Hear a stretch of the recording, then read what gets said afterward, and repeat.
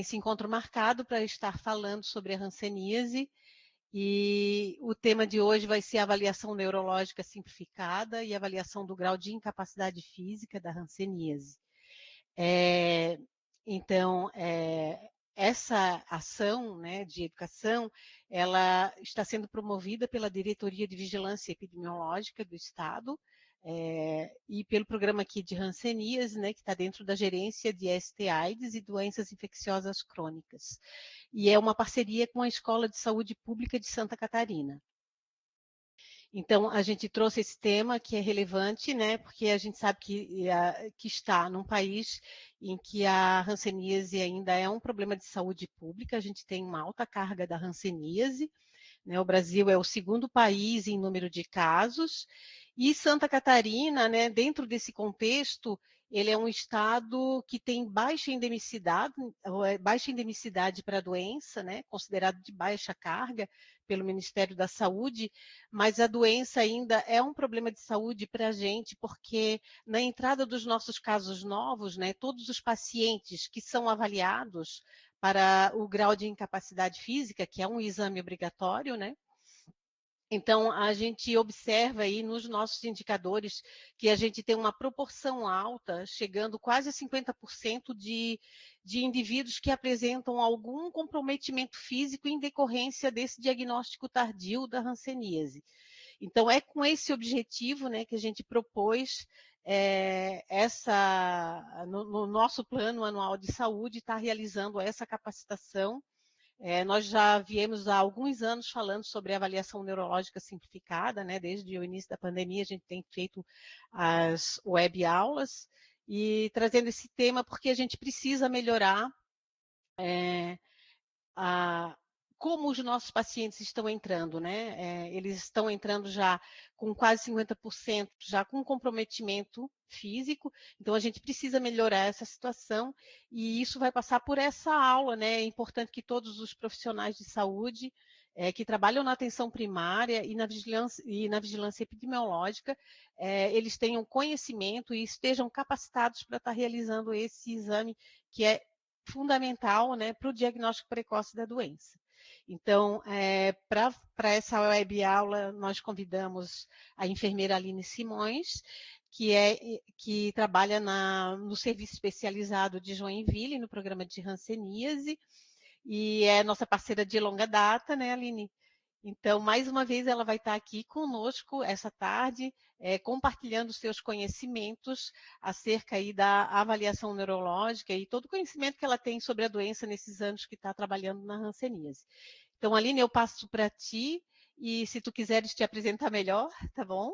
E uma boa aula, desejo uma boa aula para todos. Então tá, boa aula, Aline. Boa tarde. Obrigada, Teide. Boa tarde, pessoal. Para quem não me conhece, né? Eu sou a Aline, eu sou enfermeira, trabalho no programa de hanseníase desde 2011. E o primeiro curso que eu fiz, eu não sabia também muita coisa de hanseníase, né? Eu tinha visto na faculdade e fui convidada a trabalhar no programa em 2011. E o primeiro curso que eu fiz em hanseníase, não sabia nada, fui cair de paraquedas no curso de avaliação neurológica simplificada, que foi o primeiro curso que eu fiz em hanseníase, foi esse tema, né? Que eu fui em Florianópolis, a gente passou uma semana lá, fazendo esse curso, né? Aprendendo o que era essa avaliação neurológica, né? E como dar o grau de incapacidade física. E ali foi que eu me apaixonei por hanseníase, né? E para quem já me conhece, sabe que eu gosto de trabalhar com hanseníase e isso me satisfaz muito. Então, assim, antes da gente entrar propriamente dita na avaliação neurológica, eu vou fazer um apanhado geral da hanseníase. O foco aqui não é diagnóstico, né? Não é o lidar com a doença em si, na questão de diagnóstico e tratamento, mas eu vou fazer um apanhado geral para quem não tem muito afinidade com a doença, para que tenha mais ou menos um escopo do que a gente está falando, né? Antes de entrar na avaliação em si.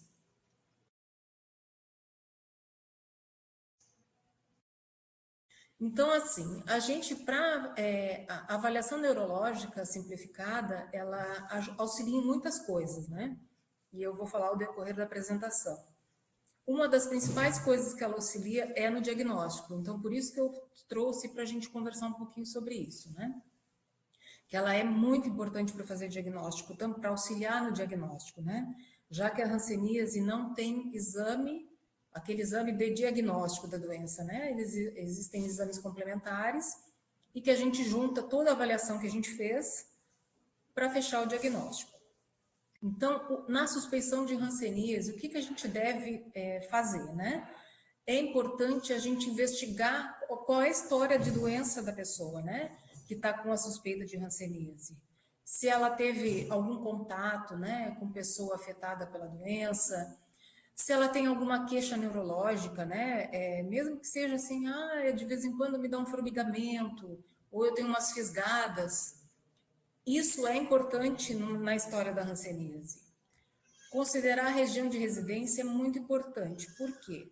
A gente, principalmente aqui em Joinville, a gente recebe muitas pessoas de fora, né? A gente tem recebido muitas pessoas do Pará, Maranhão, Mato Grosso, a gente está recebendo também, que são pessoas que vivem em áreas endêmicas da doença. Então, isso já pode auxiliar para fechar um diagnóstico epidemiológico, né?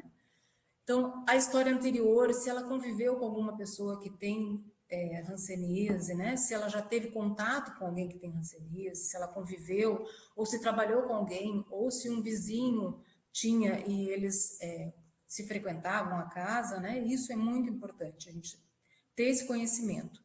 Isso a gente precisa, é um dos primeiros passos na suspeição de hanseníase, né? Quando a gente está com o paciente na nossa frente. Então, as etapas posteriores, né, da suspeição, né, de uma avaliação de suspeição de hanseníase, o que a gente tem também? O exame físico. Ele é muito importante. Às vezes a gente fecha diagnóstico só com o exame físico, a gente não precisa ter a baciloscopia ou a biópsia, né? Às vezes a gente, no lugar que a gente está trabalhando, não tem esses exames. Então, o exame físico é muito importante. A gente precisa examinar a pessoa. Então, a gente tem que tirar a roupa da pessoa, examinar toda a pele, com uma boa iluminação. Às vezes, quando a pessoa me refere, tem uma área aqui do meu corpo que eu estou vendo que ela é mais esbranquiçada e eu não enxergo, eu tiro uma foto com o celular. O celular auxilia muito a gente a enxergar principalmente manchas hipocrômicas, né? Aquela mancha mais desmaiada. A foto com o celular auxilia muito, tá?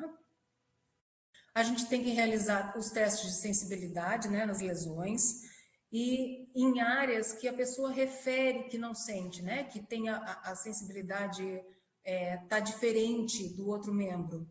Então, às vezes a pessoa não tem nenhuma mancha, né? E tem muitos casos que a gente tem essa condição. E quando a pessoa não tem mancha visível, a gente tem que testar essa área que ele está referindo que está diferente, o toque, né, a sensibilidade do local. E a avaliação neurológica, né, ela tem que incluir palpação de nervo periférico e teste de sensibilidade. E força muscular, né, pés, mãos e os olhos, que a gente também perde sensibilidade no olho. Então, um caso suspeito de hanseníase, o que é? O que eu tenho, o que um caso, uma pessoa tem que apresentar para ser suspeita de hanseníase? Então, ela pode ter lesão de pele esbranquiçada ou avermelhada, né? Com diminuição de sensibilidade, diminui o suor, diminui o pelo no local da lesão, área de pele com diminuição de sensibilidade, mesmo sem mancha, infiltração, nódulo na face, pavilhão auricular, obstrução nasal, né, sangramento. As pessoas, às vezes, têm uma rouquidão persistente, isso também pode ser sinal de hanseníase, porque o bacilo afeta o nervo hipoglosso, né, que é responsável pela nossa faringe. A gente tem queixa de dormência, formigamento, sensação de agulhada nas mãos e nos pés. Hipersensibilidade também é um sinal. Às vezes a pessoa pode não sentir, mas ela pode ter uma sensibilidade exagerada ao calor, ao frio, e isso acontece muito. A gente já teve pacientes aqui assim, tá? Sensação de choque, né, e dor no trajeto dos nervos. Áreas de dormência ou anestesia nas mãos e nos pés, né? Principalmente se a pessoa tem, a gente tem que ficar atento, se ela tem que examinar as mãos, tem que examinar os pés, porque muitas vezes elas se ferem e não sentiram que se feriram.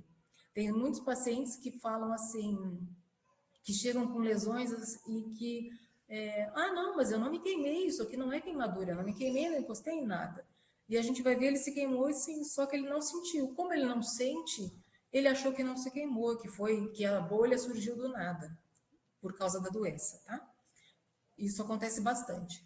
Diminuição da força muscular, né? Paralisia das mãos e dos pés. E as incapacidades físicas, né? Que a gente pode, ao longo da doença, pode cursar para uma incapacidade. E o que a gente vê mais, assim, é os pacientes já chegando para tratamento com incapacidade instalada. E esse é o foco principal da avaliação neurológica. Então, ali eu botei um desenhinho, né, que são as coisas que os pacientes podem referir, né? É sensação de choque, de gelo, as pessoas sentem bastante de frio, né? A sensação de estar gelado, assim, como se ela tivesse ficado segurando uma pedra de gelo, né? Que a mão fica meio amortecida. Sensação de agulhada, de queimação, de bichinho, formiga, assim, parece que uma formiguinha está caminhando na pele. E isso também é sinal que pode indicar hanseníase. Então, na avaliação dermatológica, né? Então, a gente vai avaliar toda a pele, se a pessoa tem mancha ou não. E se ela não tiver mancha, a gente vai testar a área que ela referiu que está com alteração de sensibilidade. Então, a gente testa a avaliação, a sensibilidade térmica, né? Com 2 tubos de ensaio. Então, a gente coloca um tubo quente e um frio no local ou na mancha, né? E pergunta para a pessoa se ela está sentindo quente ou frio. Ela sentiu, ok, sentiu os dois, conseguiu diferenciar. A gente vai testar a parte que está com a mancha e a parte que está sadia. Por quê? Porque a hanseníase ela causa uma hipoestesia, né? Uma diminuição da sensibilidade. Nem sempre a gente tem anestesia. Então, ela causa uma diminuição da sensibilidade. Então, eu preciso testar, porque às vezes esse teste já faz o diagnóstico. Então, eu vou testar uma área que está sadia com uma área que está sendo indicada pelo paciente ou que está com a mancha, e vou fazer a comparação entre essas duas áreas. E vamos ver se a pessoa sente diferente. Então, a gente vai perguntar para ela se ela está sentindo igual dos dois lados, tá? Mesma coisa na sensibilidade dolorosa. Geralmente a gente faz, aqui eu faço com uma agulhinha 40x12, né? Então, eu pego a cabeça da agulha e a pontinha da agulha. Não é enfiar agulha, não pode sair sangue, tá, gente? É só o toque. Então, a gente vai testar com os dois lados, vai fazer a mesma pergunta, se ela está sentindo a ponta ou o outro lado da agulha. E a sensibilidade tátil, né? Que vai ser um algodãozinho mesmo, sequinho, se ela está sentindo, se ela sente igual dos dois lados. Então, a parte neurológica, a gente tem que também fazer a avaliação neurológica da pessoa, né, com suspeita de hanseníase, que vai compreender a palpação de nervo, o teste de sensibilidade das mãos e dos pés, né, com estesiômetro, que eu vou falar mais adiante, e o teste da força muscular. Então, essa parte é a parte neurológica da testagem de uma suspeição de hanseníase, tá? Então, vocês veem, toda essa parte que eu estava comentando agora, a gente chegou na parte neurológica, que é a parte da avaliação neurológica simplificada. Então, ela é importante para o diagnóstico da doença. Ela, por si só, ela já pode fechar um diagnóstico.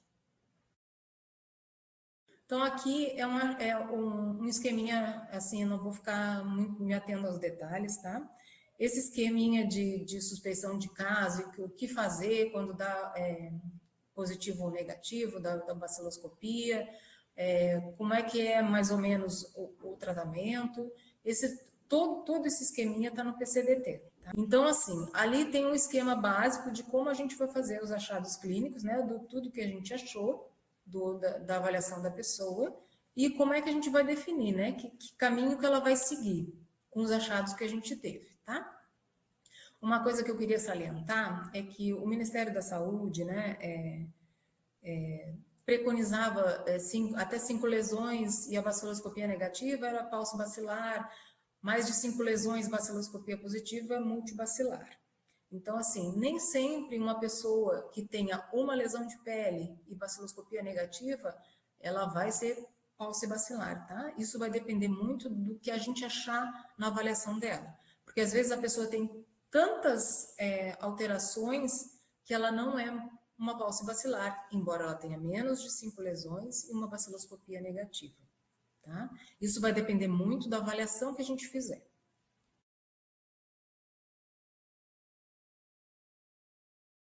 Então, para a gente começar a entrar um pouquinho na avaliação neurológica simplificada, a gente precisa recordar algumas estruturas anatômicas, né, que a gente aprendeu na faculdade e que a gente tem alguma convivência no nosso dia a dia. Para quem já faz, já tem algum conhecimento da avaliação neurológica, né, e já sabe mais ou menos nomear as estruturas, né, e para fazer uma boa descrição do que achou na avaliação neurológica. Então, eu coloquei uma parte da anatomia, né, para a gente dar uma relembrada de como, das partes do nosso corpo, né, para a gente entender do que a avaliação neurológica está falando.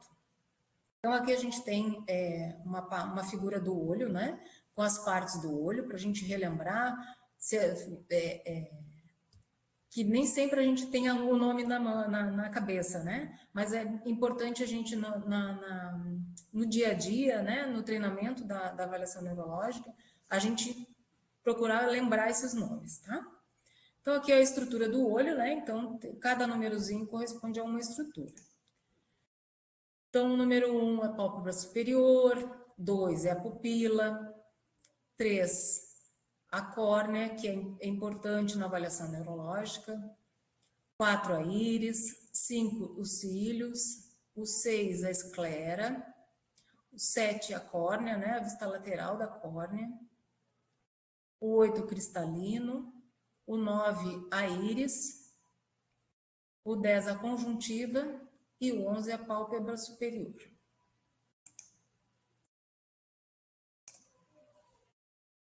Aqui as estruturas do nariz, né?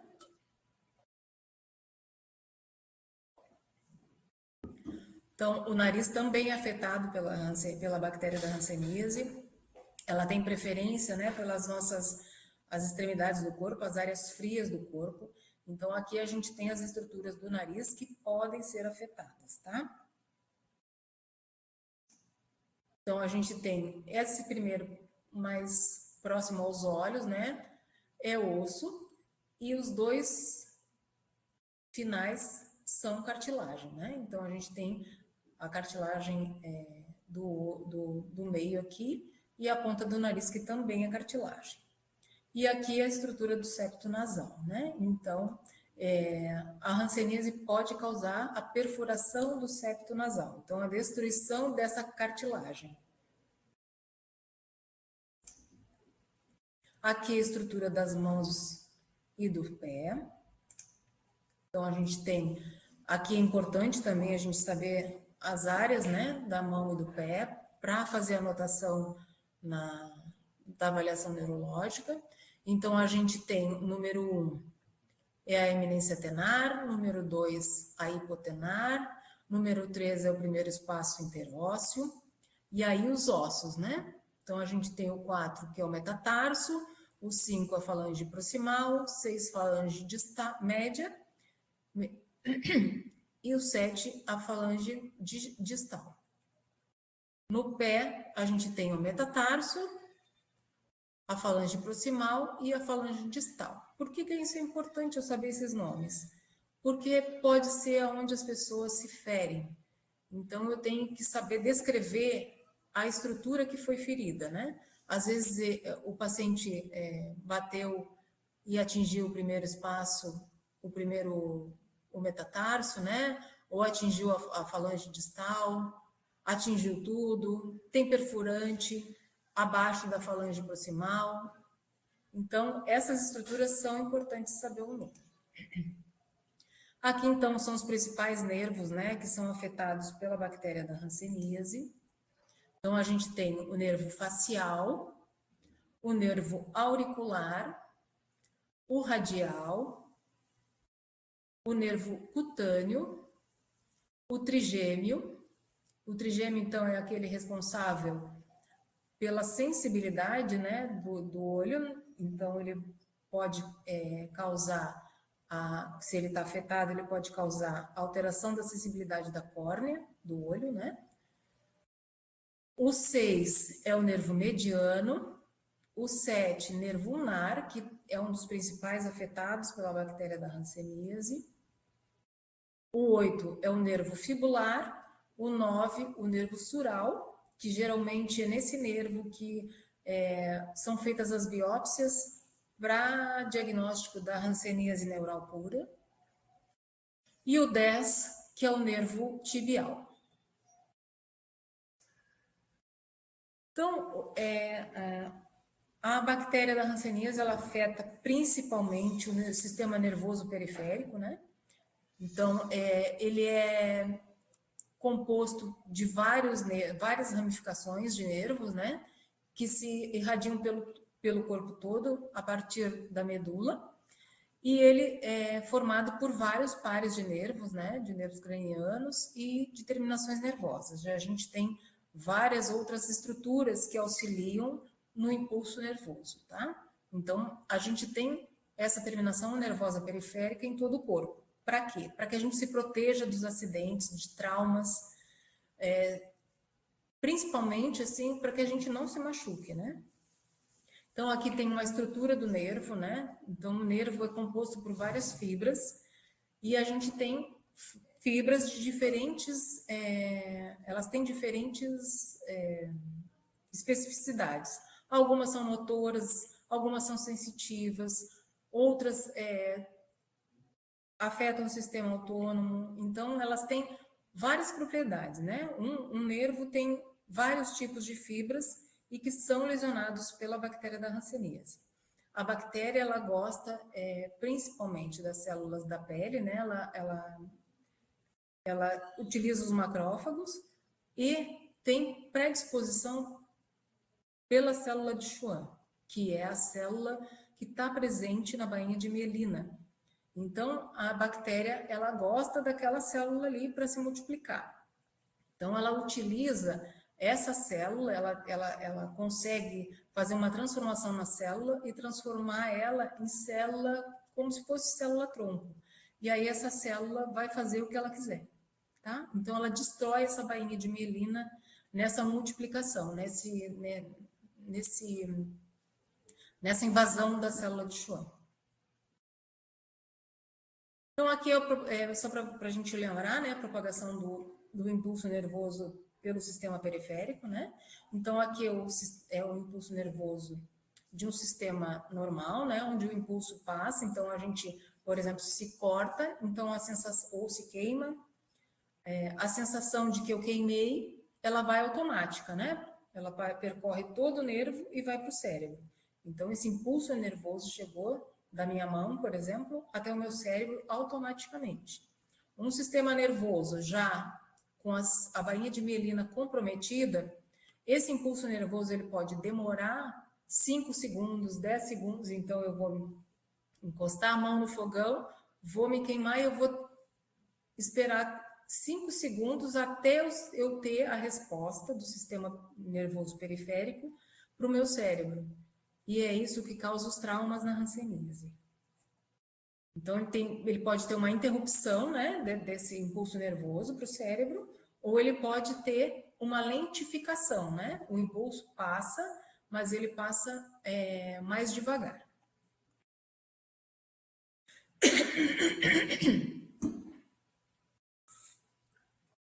Então, aqui a gente tem uma foto da epiderme e da derme, né? Na derme, a gente tem várias terminações nervosas que são responsáveis por diferentes tipos de sensações. Então, a gente tem os discos de Merkel, que são de pressão, de tato. A gente tem os discos de Pacini, que são a vibração, né? Para a gente sentir diferentes sensações da pele, tá?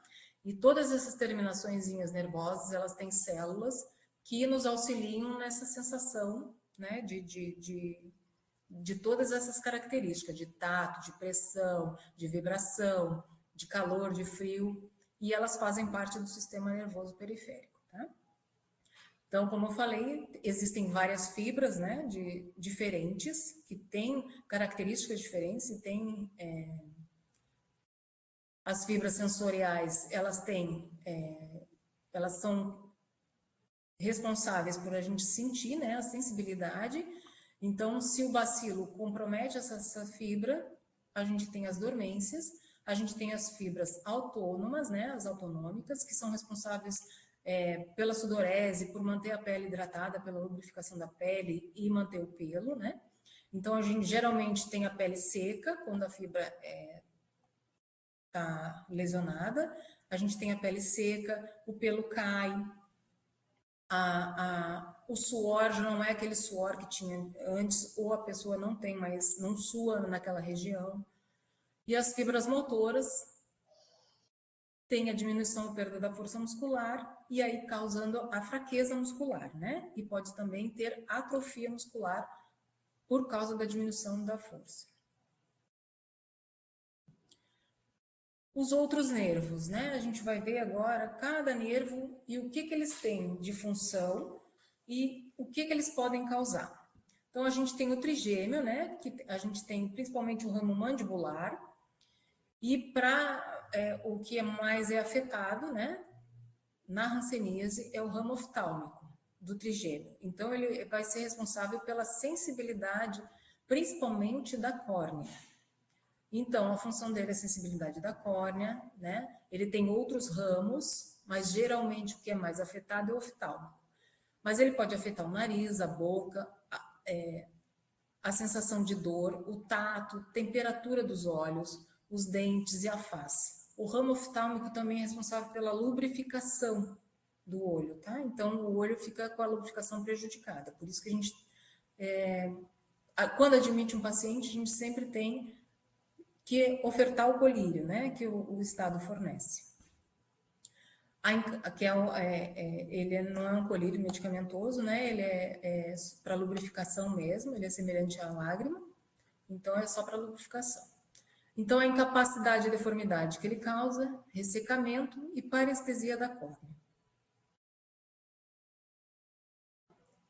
Aqui a gente tem o facial, né, ele é responsável pela parte motora do olho. Então, ele faz toda a inervação motora e a incapacidade que ele causa, paresia, paralisia, e ele pode causar o lagoftalmo. Então, o que é o lagoftalmo? Para quem não sabe, é aquela fenda que fica no olho quando a gente fecha o olho. A gente pede para o paciente fechar e ele não consegue ocluir todo o olho. Para ele, o olho está fechado. Só que, como ele não tem mais força na pálpebra, ele não consegue fazer a oclusão total do olho. Então, geralmente os bebês, né, quando são novinhos, quando vão dormir, ficam com aquela fendinha. É porque o olho deles ainda não está suficientemente forte para fazer o fechamento total. Mas isso é fisiológico e com o tempo ele consegue ocluir. Na hanseníase pode ficar aquela fenda, tá? A gente tem o nervo radial, então, agora dos membros superiores, né? Então, ele tem várias funções. Ele tem função motora, ele controla os músculos extensores do braço e dos dedos. Tem função autonômica, né? Que é de suor e lubrificação. E função sensitiva, que é a dor, o tato e temperatura. Então, ele está no trajeto, então, né? Ele tem a gente palpa ele, faz uma ao redor do deltoide e a gente palpa ele próximo ao deltoide, tá? E ele também é responsável pela sensação, pela sensibilidade dessa região, desse espaço aqui, o primeiro espaço interósseo, tá? Então, a incapacidade e a deformidade que ele pode provocar. Mão caída, diminuição da sensibilidade do dorso da mão e dos dedos, paralisia ou paresia da musculatura, extensão do punho e dos dedos, atrofia da musculatura do antebraço, hidratação e lubrificação da pele prejudicados. Então, aqui vocês têm um desenhinho, né, da parte que ele inerva, né?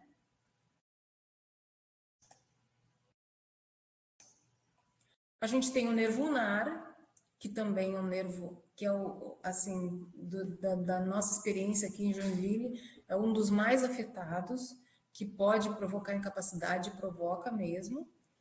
Então, ele passa, né, nesse ossinho que a gente tem aqui, né, na tróclea, é bem aqui dentro. Então, se ele está espessado, né, se ele está grosso, ele vai causar um edema, né, vai doer quando a pessoa fizer a movimentação do braço.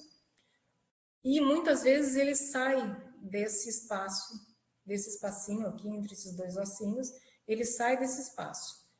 Se ele sai desse espaço, é alívio para o paciente, mas tem vezes que ele não sai.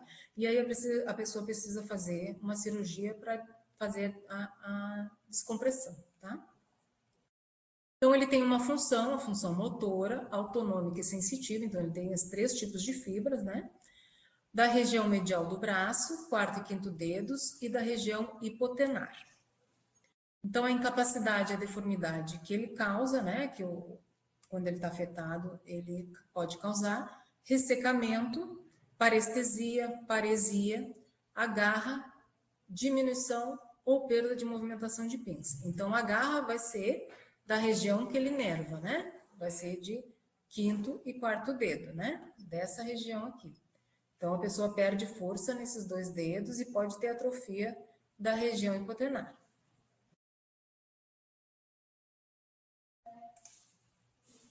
A gente tem o nervo mediano.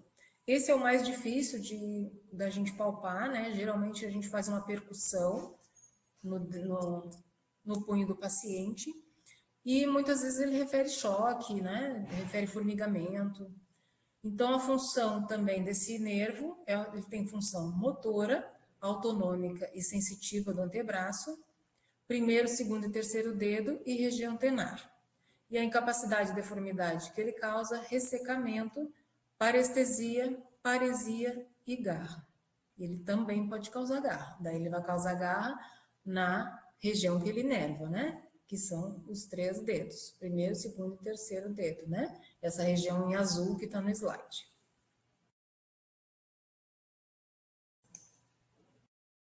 Então, aqui é só uma figurinha para a gente só lembrar as regiões, né? Então, cada nervo é responsável. Então, a gente tem essa parte que é a região do radial cutâneo. O radial, lembra que é aquele que passa aqui, ele faz o trajeto, né? E vem para o dorso da mão. Nervo ulnar, que é o que ele inerva, é a região hipotenar. O nervo mediano, que é os 3 dedos, né? Polegar, indicador e dedo médio. O 4, que é o dorso da mão, né? Que é o nervo ulnar. O 5, o radial cutâneo. E a pontinha dos dedos, terceiro, quarto e quinto, é o nervo mediano. Vamos para os membros inferiores agora, né? A gente tem o nervo fibular, ele então tem a função motora, autonômica e sensitiva da lateral da perna e do dorso do pé, né?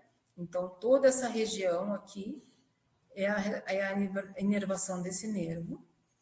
E a incapacidade dele, ressecamento, parestesia, paresia ou paralisia, pé caído, né? A pessoa perde a capacidade de levantar o pé. E as lesões tróficas, né? A gente tem bastante pacientes com lesão. pela perda de sensibilidade pelo o comprometimento desse nervo. E a gente tem o tibial, que é o outro nervo, né? Ele é mais profundo na região poplítea, né? Mas a gente consegue palpar ele em maléolo medial, né? Um pouquinho abaixo do maléolo medial, a gente consegue fazer a palpação do medial. Então, aqui é a parte que ele inerva, né? Principalmente do médio pé para retropé. E a função dele é motora, autonômica, sensitiva da planta do pé. E ela é responsável pela inervação da musculatura intrínseca do pé. Então, toda a musculatura do pé, ele que faz a inervação. Então, a incapacidade e deformidade, ressecamento, parestesia, paresia, paralisia, mal perfurante plantar. Então, é este nervo, quando eu tenho um perfurante plantar, que está afetado. Que principalmente a gente vê muito perfurante também nos diabéticos, né? Por causa da neuropatia diabética. Então, esse nervo também já está afetado na diabetes. Garra dos artelhos, né? Fissuras e reabsorção. As garras de membro inferior são mais difíceis da gente ver, tá? Existe, a gente tem alguns pacientes, mas são bem poucos. A gente vê muito mais na mão. Então, aqui é um compilado, né, dos nervos e qual é a alteração sensitiva e motora que pode acontecer neles, né? Então, o nervo trigêmeo, eu tenho redução da sensibilidade corneana. O nervo facial, que é aquele nervo que ele faz a inervação motora, né? Então, dificuldade em ocluir a pálpebra superior, gerando lagoftalmo. A gente tem o nervo radial, ele pode causar hipoestesia no dorso da mão, entre o polegar e o indicador, né? Então, ele pode causar a hipoestesia dessa região aqui. Dificuldade de estender o punho e mão caída. Então, a pessoa perde a capacidade de fazer isso, né? Então, ela fica com a mão assim e ela não consegue erguer a mão. O nervo ulnar, então, a gente tem a hipoestesia do bordo ulnar da mão, quarto e quinto, né? Então, essa região toda aqui. E dificuldade de abduzir o quinto dedo, diminuição da força de pinça, né? Então, ele tem a dificuldade de fazer isso no dedo, né? Perde. E a pinça. A pinça é isso, tá, gente? O nervo mediano, hipoestesia do polegar, do segundo e terceiro quirodátilo, principalmente face palmar. Então, os 3 dedos, né? O mediano. Então, ele vai fazer a garra do polegar, do terceiro e do quarto, do segundo e do terceiro quirodátilo. Perda da capacidade de oposição do polegar. Então, ele já não vai conseguir fazer essa oposição que a gente faz, ó, que é importante para as coisas finas, né? Para a gente folhear uma revista, para a gente abotoar a camisa, botar um cinto, amarrar o sapato, essas coisas triviais do dia a dia que a gente faz e que não percebe que está fazendo, mas que são extremamente importantes. Porque as crianças no prezinho, elas treinam essa motricidade fina, né? E isso a pessoa pode perder essa capacidade. O nervo fibular, então a gente tem hipoestesia entre o hálux e o segundo artelho, né? Então no pé. Dificuldade de eversão do pé, né? A eversão. Alterações no varo do pé. Para quem não sabe, o varo do pé, a gente tem as pisadas, né? Então a gente tem a pisada varo e a pisada valgo e a pisada neutra. Então essa acomodação que a gente faz no dia a dia é que o nervo fibular também pode ser afetado. Então, tem dificuldade da dorsiflexão do pé, né? De fazer isso com o pé. Até para caminhar, né? Para levantar o pé. Dificuldade na elevação do hálux, dificuldade na flexão dos dedos, né? De fazer isso com os dedos do pé. Nervo tibial posterior, redução da sensibilidade plantar. Então, a gente tem a garra dos artelhos, redução dos movimentos de adução e abdução do hálux, artérios e flexão dos metatarsos. Então, por que a gente vai fazer a avaliação neurológica simplificada? Hoje, eu, na minha prática, atendendo paciente com hanseníase, eu não consigo atender uma suspeita de hanseníase sem fazer avaliação neurológica. Ela é assim, ela que vai me dar toda a base do que o paciente está apresentando naquele momento. É óbvio que a gente faz os outros exames, porque a gente tem disponível aqui, a gente vai fazer. Mas na avaliação de contatos e de caso de suspeita de hanseníase, todos os pacientes que eu atendo, eu faço avaliação neurológica.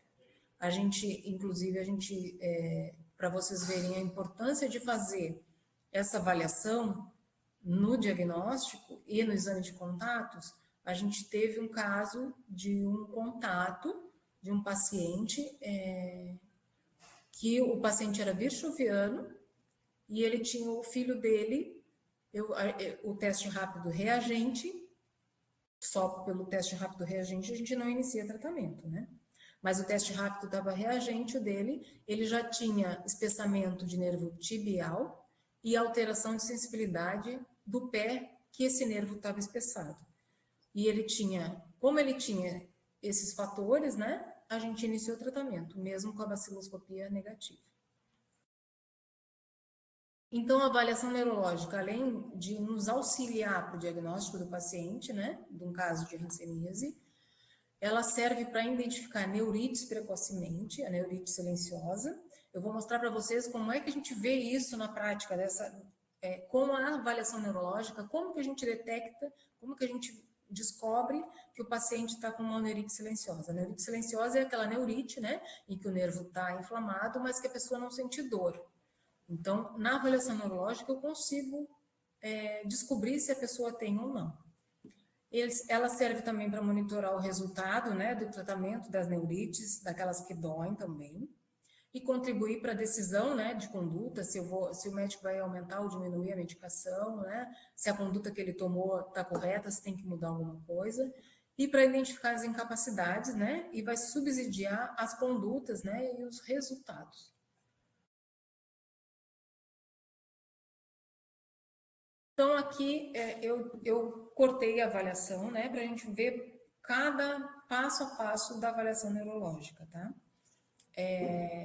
Embora, assim, a aula, teleaula, ela chega muito mais para todo mundo, né? Ela é importante para que todo mundo tenha conhecimento dessa avaliação e saiba para que ela serve, quais são as etapas que a gente precisa seguir. Mas, assim, façam, apliquem ela, mesmo que vocês não tenham muita certeza do que estão fazendo, procurem ajuda, eu estou sempre à disposição para quem precisar, se tiver dúvida em qualquer avaliação, a gente faz videochamada, se está com o paciente lá, a gente faz na hora, se eu tiver disponível no momento, né, a gente faz, não tem problema, mas façam a avaliação, porque o que a gente não faz, a gente acaba esquecendo. Então, se tem eu não tenho nenhum paciente agora tratando, chame aquele que já tratou, vão fazer, chamem aqueles para vocês fazerem uma avaliação, para vocês treinarem o que vocês estão vendo aqui, tá? Então, a gente tem um formulário de avaliação neurológica simplificada, né, para definir o grau e tudo. E a gente tem as partes da avaliação. Por que eu botei o cabeçalho aqui? Como a gente é um serviço de referência, a gente recebe muita gente de zona endêmica que já fez tratamento anterior, a gente ter toda essa ficha de avaliação preenchida dos outros serviços é muito importante. Então, por isso que eu sempre prezo em fazer o cabeçalho bem feito, tá? Então, a gente vai botar o nome, o sexo, data de nascimento, ocupação. Ocupação é muito importante a gente saber.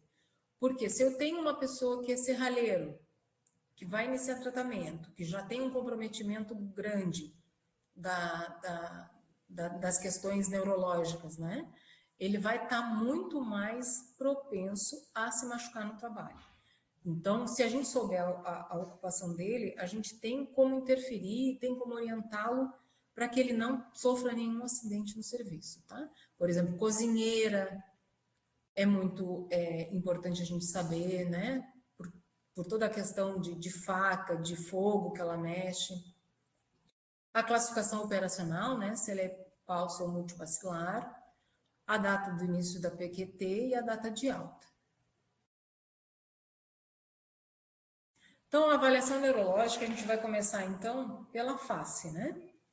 Então, a gente começa sempre examinando o céfalo caudal. Depois de ter examinado a pele, né? De ter visto se a pessoa tem ou não sensibilidade em alguma mancha ou alguma área do corpo, a gente vai fazer a avaliação neurológica. Então, a gente vai ver primeiramente as queixas. Se a pessoa tem alguma queixa na face. Se ela, vamos examinar o nariz dela, se ela tem alguma queixa com relação ao nariz, né? Se sente o nariz entupido, se ele sangra, se cutuca com grampinho, com palito de fósforo, porque a gente tem que fazer essas perguntas porque eles fazem isso. Se coloca a unha do dedo mindinho que deixa crescer, isso tudo, assim, às vezes a gente acha engraçado, mas isso tudo pode fazer uma ferida no nariz, tá? Então a gente tem que fazer essas perguntas. Então, a gente vai, na inspeção, a gente vai ver o ressecamento, vai ver se tem ferida e se tem perfuração do septo nasal. Então, a gente começa, né, examinando o nariz, de preferência com uma lanterninha, porque a gente não consegue enxergar, por ser um escuro, né? Então, a gente vai levantar a cabeça da pessoa e vai colocar a lanterna. Para ver todas essas questões de ressecamento, ferida e a perfuração do septo nasal. Então, as queixas, então, né? Entupimento, ressecamento, sangramento, coceira. E aí a gente vai fazer a inspeção. Então, as condições da pele mucosa nasal, a integridade do septo nasal, se tem lesão, né? Se tem rancenoma, porque a gente pode ter rancenoma no nariz, né? Então, o nariz pode ficar deformado. A gente tem cicatrizes e as deformidades. A gente já recebeu pacientes aqui que tem aquela deformidade no nariz, que a carne do nariz cresce, né? A ponta aqui, que é a rinofima. Aquilo não é hanseníase, tá? O rancenoma fica bem diferente daquilo, tá? Então, aqui, ó, vocês veem que passou um fio aqui, esse paciente já tem uma perfuração do septo nasal, tá? Aqui é a perfuração do septo nasal também. A gente pode ter em outras doenças a perfuração do septo nasal, né? Então a gente tem que estar atento. Uma das perguntas que a gente precisa fazer para o paciente é se ele usa drogas, porque a cocaína pode predispor à perfuração do septo nasal.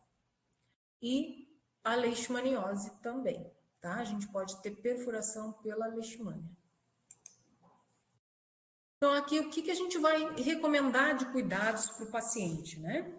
Se eu vi que ele tem um monte de coisas, o que eu vou falar para o paciente? O que ele tem que fazer?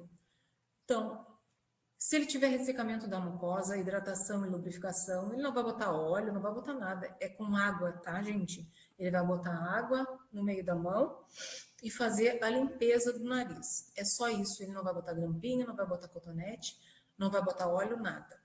Pode ser que precise de alguma pomadinha para outros casos? Pode ser, mas isso é quando tem a indicação. Hipersecreção também é hidratação e lubrificação, não assoar o nariz com força. Por quê? Porque a gente pode romper vaso e pode fazer um tamponamento e a bactéria como é que eu vou dizer? Ela se aproveita daquilo, tá? As crostas, hidratar e lubrificar, né? A gente não deve recomendar que eles tirem com cotonete, com nada, é só lavar o nariz mesmo. As úlceras, então, a gente tem que fazer limpeza e remoção das crostas, daí é uma questão mais grave, né? A gente teve um paciente também que ele tinha bastante sangramentos nasais, e todos esses sangramentos começaram a fazer um tampão no nariz dele. Então, a gente teve que fazer a remoção, porque ele já não conseguia mais respirar pelo nariz. E ele tinha perfuração do septo nasal também. Às vezes pode ser necessária a aplicação de pomada, né, com antibiótico, e aí repetir até cicatrizar. Os quadros que não melhoram ou pioram, né, a gente tem que caminhar para o otorrino, quando a gente vê que não é mais caso para a gente, né? E o desabamento nasal, cirurgia plástica, quando o septo nasal foi todo perfurado, né? Então tem o desabamento da asa do nariz, né? A cartilagem toda, né? A estrutura que mantém o nariz em pé cai. Os olhos, o que eu vou ver nos olhos? Também eu preciso perguntar para o paciente se ele está sentindo alguma coisa nos olhos. Coceira, lacrimejamento, dor. Aí a gente vai ver a diminuição da sensibilidade da córnea, diminuição da força muscular da pálpebra, se ele fecha o olho sem força, se ele fecha o olho com força, a triquíase, o equitrópio, a opacidade da córnea, a acuidade visual. Então, nesses aqui, o que eu vou botar? Se ele tem diminuição da sensibilidade da córnea, eu vou botar sim ou não. Se ele tem diminuição da força da pálpebra superior, eu vou botar sim ou não. Como é que eu vejo isso? Eu vou mostrar agora adiante, tá? Se ele fecha os olhos sem força, eu vou botar... se ele fechou, né? Eu vou botar o 0. Se ele não fechou os olhos, eu vou ter que medir com a régua mesmo o tamanho da fenda que ficou no olho dele. A triquíase, né? Eu vou botar sim ou não, o equitrópio sim ou não, opacidade da córnea sim ou não, acuidade visual, eu vou botar a anotação numérica. Isso tudo tem a legenda embaixo, né? No quadradinho. Isso está na guia do Ministério, né? No formulário de avaliação neurológica do Ministério da Saúde. Então, aqui, o que eu vou ver de queixas, né? Dor, ardor, coceira, diminuição da visão, lacrimejamento, secreção, sensação de areia, hiperemia.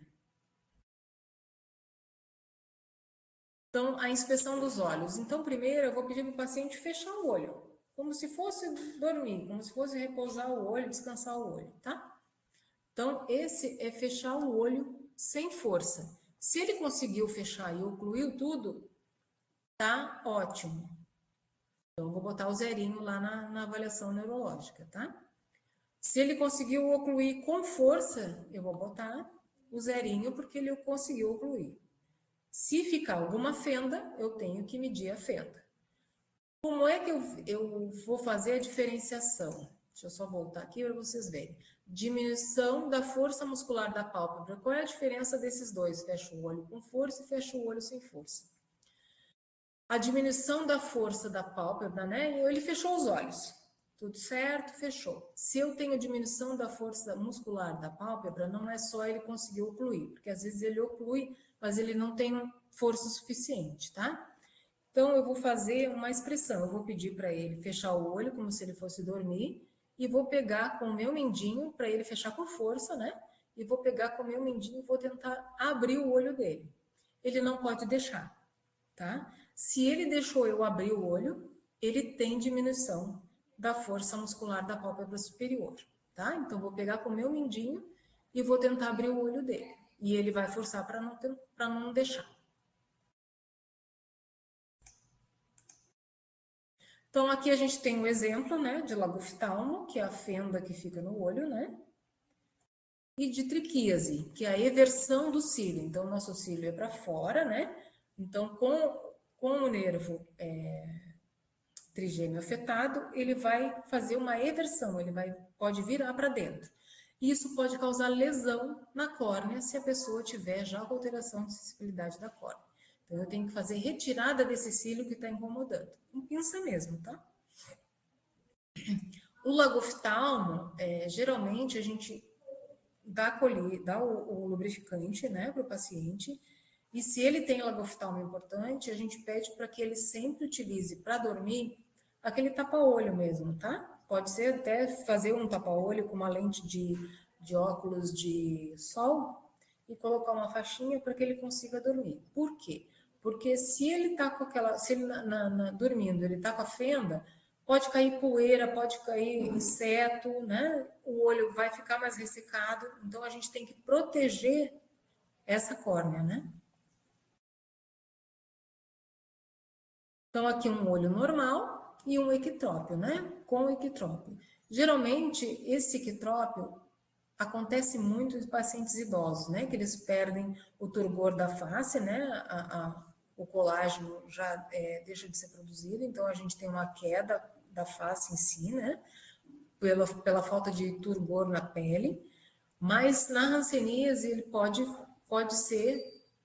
afetar toda a parte da pele, né? Porque a hanseníase ela afeta as fibras autônomas também, né? Que são responsáveis pela hidratação, lubrificação da pele, e isso pode ocasionar ectrópia.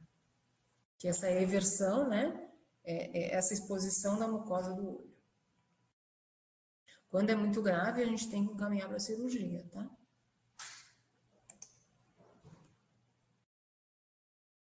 Aqui, como é que a gente vai ver a sensibilidade da córnea, né? Na avaliação lá, se vocês puderem acompanhar com a ficha, melhor, né? Na avaliação da sensibilidade da córnea, o que eu vou pegar? Eu vou pegar 5 centímetros de um fio dental, sem gosto, sem cheiro, né? E aí vou pegar o canto inferior externo do olho, né? Eu vou dividir o olho em 4. Então, eu vou pegar o canto inferior externo para fazer para tocar mesmo com o fio dental no olho. Isso incomoda bastante os pacientes, tá? Então, a gente já tem que avisar para o paciente o que a gente vai fazer. Todas essas recomendações é muito importante a gente falar para ele o que a gente vai fazer. Então, a sensibilidade da córnea vai ver a alteração do nervo trigêmeo, né? Então, ele vai tocar o fio no quadrante inferior externo da córnea e vai observar a resposta de piscar ou não, tá? Às vezes eles pulam para trás, então a gente já vê que a sensibilidade está preservada. Então, tem que ser de frente para o paciente, né? A sensação para o outro olho fica ruim para a gente fazer no mesmo momento. Se conseguirem, ótimo.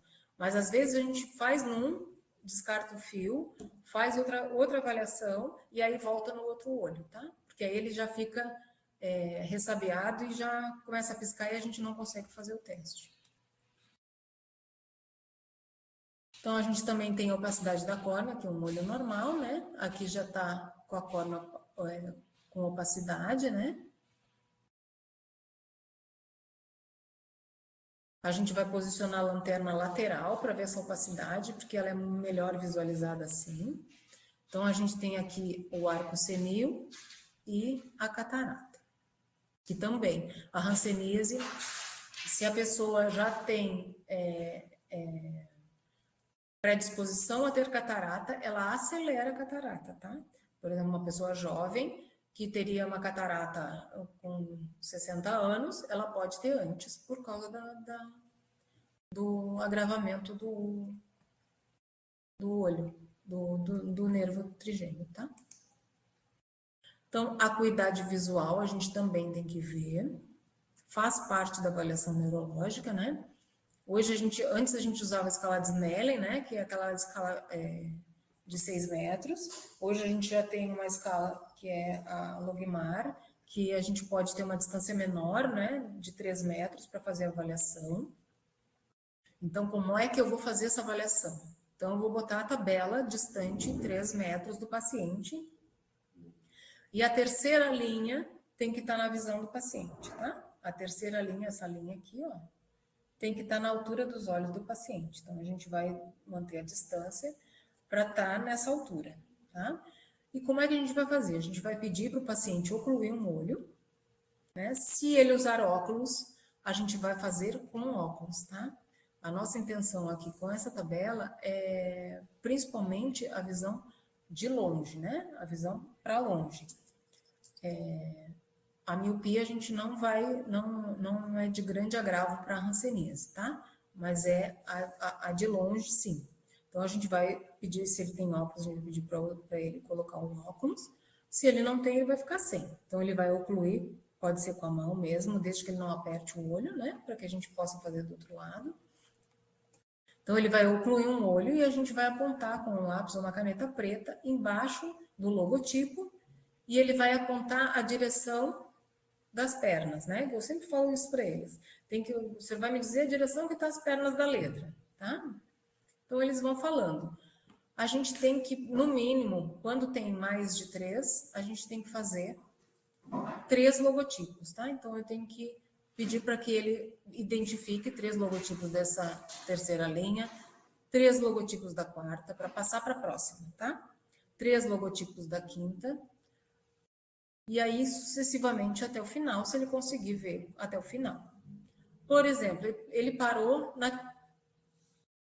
1, 2, 3, 4. Ele parou na quinta linha.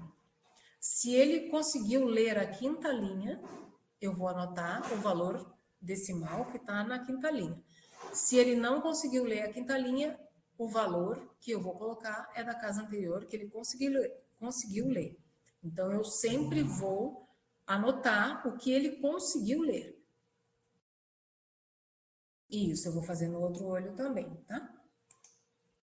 E agora, ele não conseguiu ler nem aquela grandona lá, nem os logotipos maiores. Ele não conseguiu ler. Então, eu vou fazer contagem de dedos, tá? Aqui está 6 metros, então a gente vai fazer a contagem de dedos a 6 metros. A gente pode fazer contagem de dedos a 3 metros, se ele não conseguiu a 6 metros, a gente vai aproximando, tá? Então, a gente, na avaliação, na anotação da acuidade visual, a gente vai colocar. Não, se ele contou os dedos, ele conseguiu contar os dedos a 6 metros, então a gente vai botar. Conta dedos a 6 metros. Então, vai ser CD 6 metros, tá? Se ele conseguiu contar a 3 metros, então vai ser conta dedos 3 metros. Se ele não conseguiu, botar não conta dedos, que aí já sabe que é cegueira.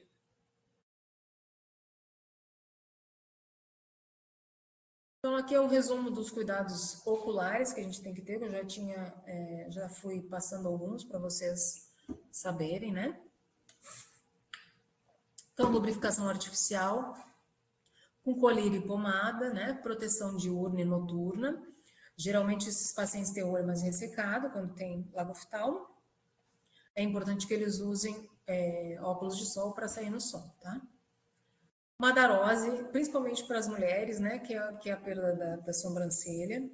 Às vezes, a pessoa perdeu toda a sobrancelha e isso afeta a autoestima da mulher.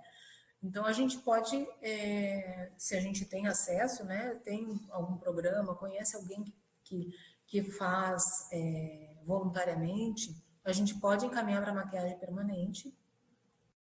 Pterígio, não sei se todo mundo sabe o que é pterígio, é um crescimento de uma carne que recobre o olho, né?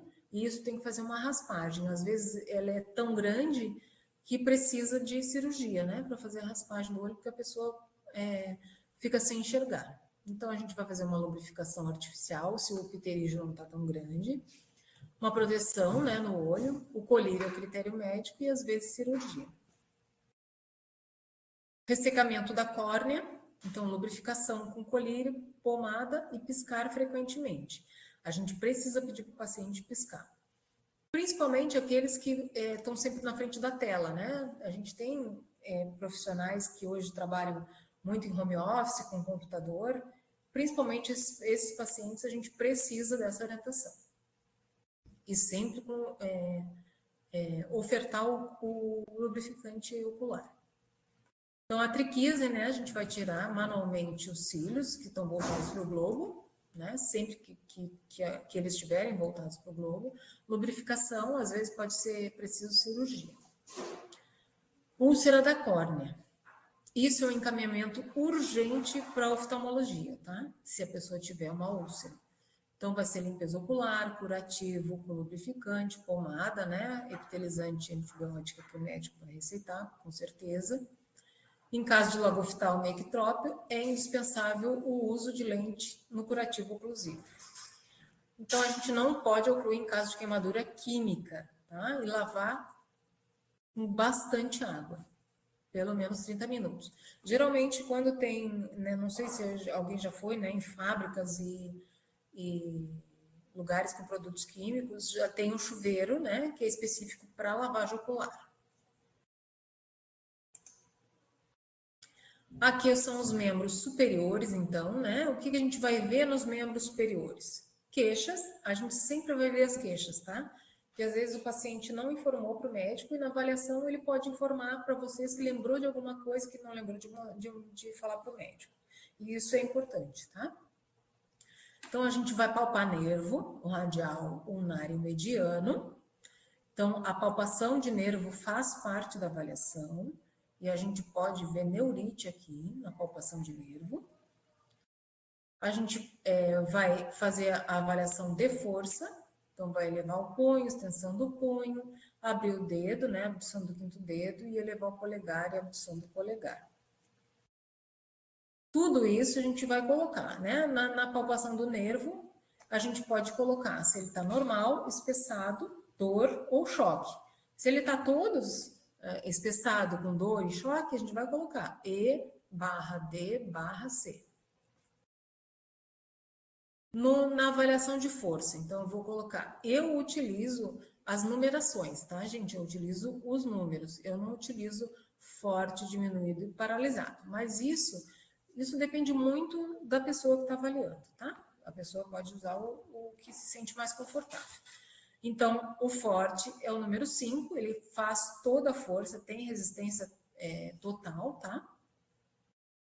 A resistência parcial, né? Então, ele já tem uma diminuição da sensibilidade da força.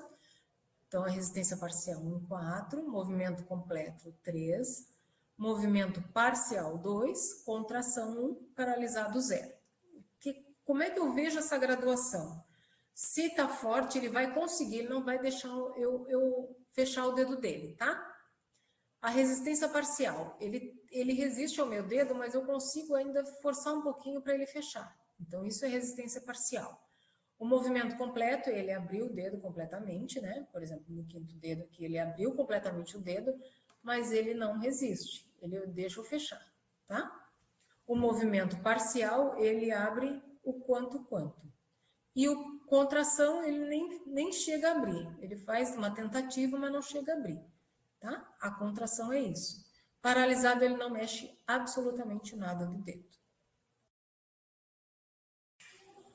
Então, na avaliação, então, a gente vai ver as queixas, né? Dor, dormência, formigamento, diminuição da força, edema, dificuldade de realizar algumas atividades, né? Como eu falei, atividades diárias, abrir vidro, abotoar a camisa, colocar, amarrar cadarço.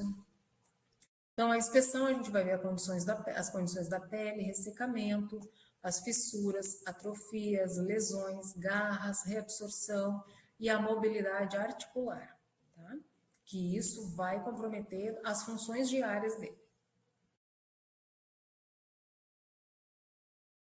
Aqui a gente vai fazer a palpação do nervo ulnar, então, é na região daqueles dois ossinhos que eu já falei, né?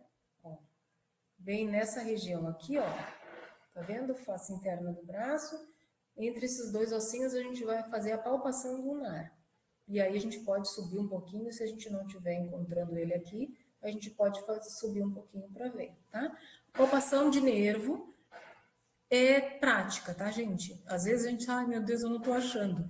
Mas isso é prática. Se vocês quiserem, testem nos familiares de vocês, principalmente do ulnar, que o ulnar geralmente é o mais fácil para a gente palpar, tá? E aí vocês sabem a consistência do nervo, então já fica mais fácil, tá?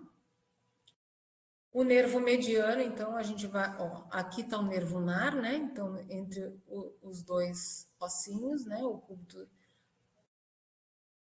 e o rádio, então a gente tem aqui um pouquinho abaixo da ulna, né?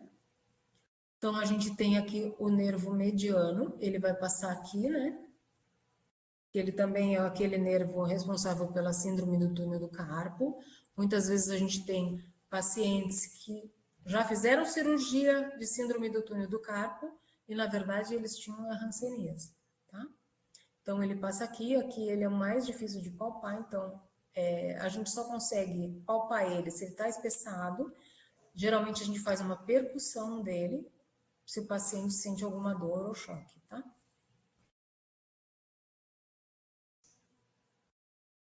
Aqui a palpação do nervo radial, tá?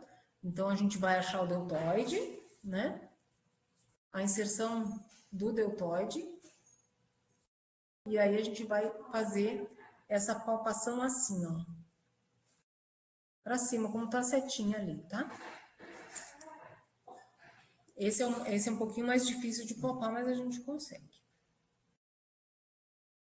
Então, a graduação da força, né? Então, aqui tá uma tabelinha para a gente ter, assim, o que a gente vai fazer de anotação e como é que a gente vai perceber isso na prática. Então, o 5, ele realiza um movimento completo contra a gravidade, com resistência máxima. Isso a gente vai usar tanto para a mão quanto para o pé. Então, aqui já está a força diminuída. Quando eu passo para o 4, eu já tenho força diminuída, tá? Ele realiza um movimento completo contra a gravidade, com resistência parcial. O 3 realiza um movimento completo contra a gravidade. O 2 realiza um movimento parcial. O 1, contração muscular sem movimento. E o 0, paralisia, nenhum movimento. Daí o que eu tenho a força muscular, a abdução do quinto dedo. Então, eu vou pedir para ele abrir o dedo, né? E aí eu já vou ver se ele tem força ou não tem. E vou fazer uma expressão. Vou tentar dobrar o dedo, né? Com que ele feche o dedo. Sempre eu vou usar o mesmo oponente, tá? Se eu estou testando esse dedo, eu vou testar a força com o meu dedo, o meu quinto dedo. E sempre na última falangezinha, tá? A abdução do polegar, então, eu vou pedir para ele colocar o polegar para cima, né? E eu vou tentar baixar o dedo dele, ele tem que manter ele em cima. Então, eu vou usar o meu polegar contra o polegar dele. Aqui a extensão do punho, né? A gente vai ver nervo radial aqui. Então, eu vou pedir para ele fazer isso no punho, né? Colocar o punho para cima e vou fazer a força com a minha mão para pôr o pulso para baixo e ele tem que resistir, tá? Aqui a avaliação é sensitiva, né? Então, aqui eu vou ver as características, o que ele está apresentando nas mãos. Então, ali embaixo tem uma legenda, né, que a gente vai ver, além de fazer o estesiômetro, né, que é a avaliação de sensibilidade. Eu vou ver se ele tem garra, se ele tem garra móvel, garra rígida, reabsorção, lesões tróficas, lesões traumáticas, tá? Então, a gente vai, se ele tiver, por exemplo, no quinto dedo, eu vou colocar, se ele tem uma garra no quinto dedo, a garra eu consigo esticar, né? Ele tá assim, mas eu consigo ainda fazer isso no dedo dele. Essa garra é móvel. Se eu já não conseguir abrir o dedo dele, a garra é rígida, tá? Então, eu vou botar a legendinha que tá ali embaixo. Então, aqui é o estesiômetro, né? Eu acho que todos os serviços têm, se não tiverem, para fazer avaliação neurológica, a gente precisa ter o estesiômetro. Inclusive, o estesiômetro a gente também tem usado para fazer teste de sensibilidade nas regiões, né?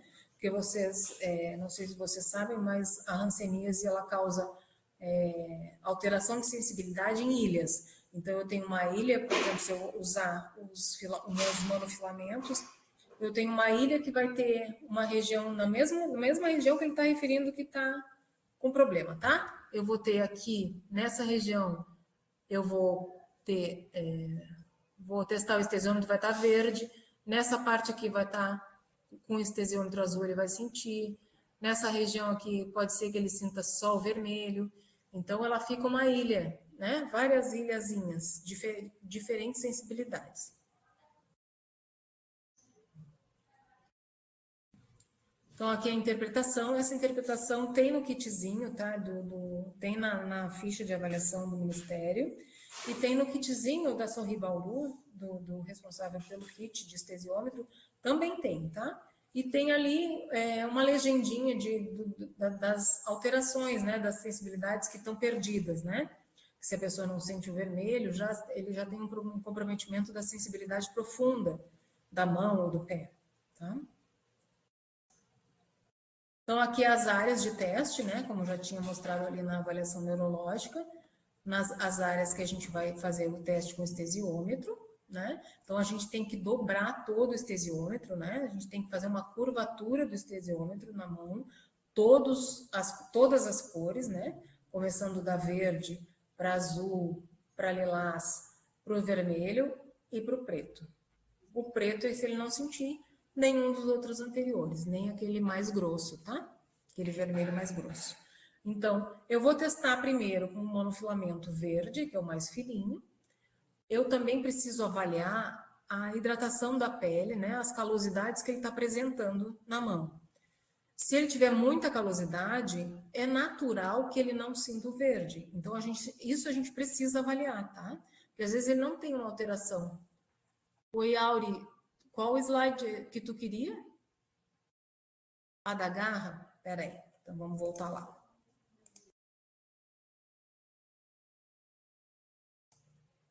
Aqui?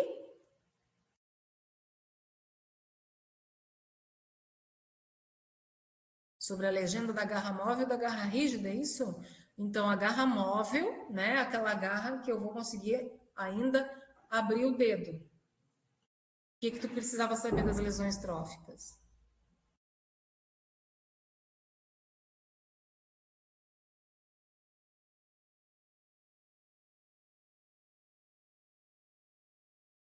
As lesões tróficas, o que tu precisava saber, Auri?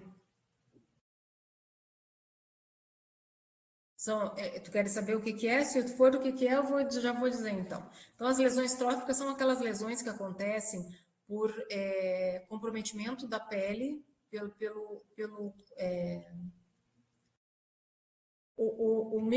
a bactéria da hanseníase, ela causa uma alteração toda na composição celular da nossa pele, né? Absorção? Tá. Então, ela causa todo um comprometimento, né, da pele, são aquelas lesões que surgem sem ter um trauma, tá? Sem a pessoa ter cortado, machucado. A lesão surge por um comprometimento que a bactéria causa na barreira da pele. Então, assim, no processo de multiplicação, né, a bactéria da hanseníase, ela deixa citocinas, né, restos da multiplicação dela na pele, e isso causa uma migração dos macrófagos e pode causar uma lesão.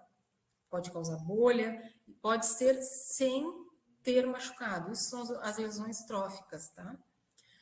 A reabsorção. A gente tem, por exemplo, eu tenho uma lesão trófica no dedo, né? Surgiu uma bolha na ponta do dedo da pessoa. Então, ela não cuidou, surgiu uma infecçãozinha naquela lesão. Essa infecção já comprometeu a primeira falange. Então, o organismo pode reabsorver. Ela pode depois curar espontaneamente, né? Com os curativos e tudo, mas pode ter uma reabsorção. Então, o organismo, a ponta do dedo passou por um processo inflamatório, né? E aí o organismo absorve a ponta, por exemplo. Pode absorver o membro todo por repetição de inflamação. Então, tem uma absorção do membro. Então, aquele membro já não está mais fazendo a função dele, né? Ele já não tem mais oportunidade de fazer, não vai sofrer amputação. Então, tem um encolhimento de osso, de pele, de músculo, tem uma atrofia e o corpo reabsorve essa parte afetada, tá? Não sei se eu respondi.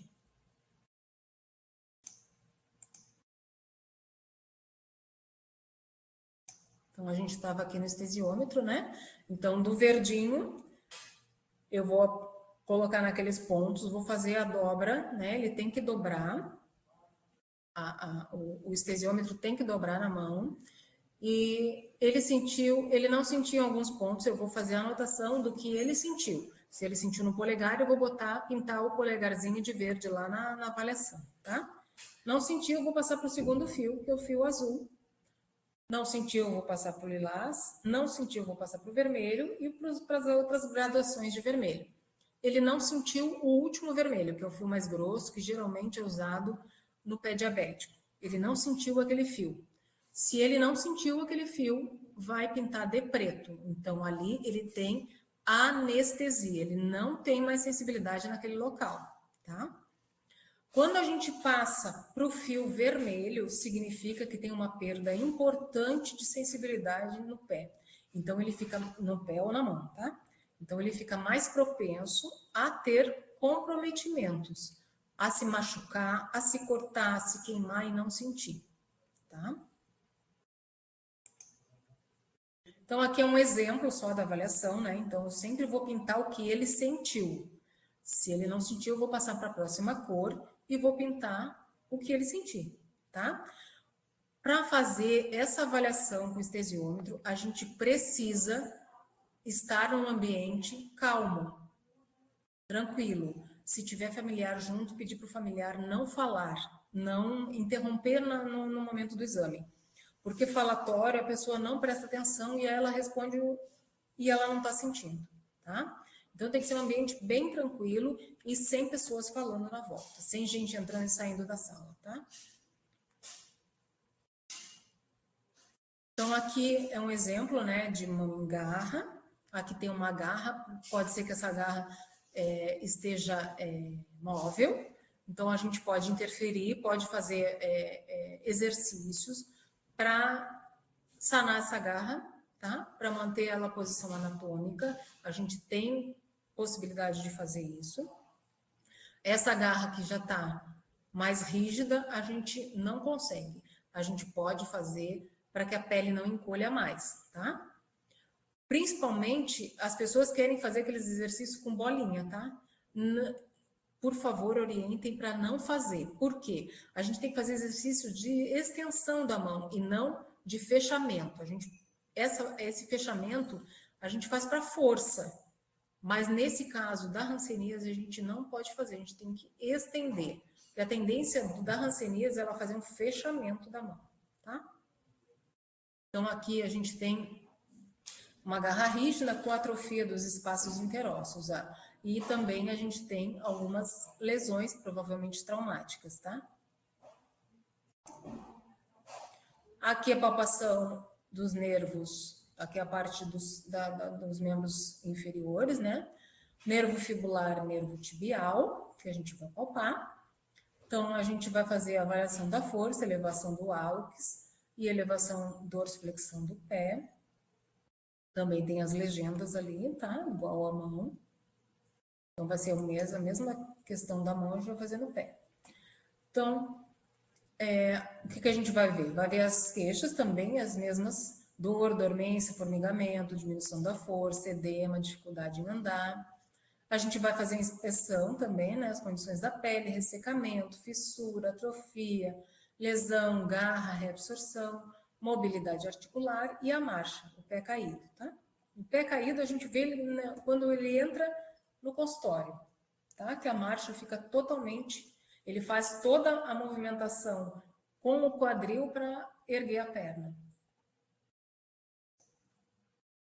Então, a palpação do nervo fibular, né? A gente pega a cabeça da fíbula, um pouquinho atrás ou um pouquinho para o lado, a gente consegue fazer a palpação. Então, a gente acha a cabeça da fíbula e coloca os dois dedos para sentir o nervo.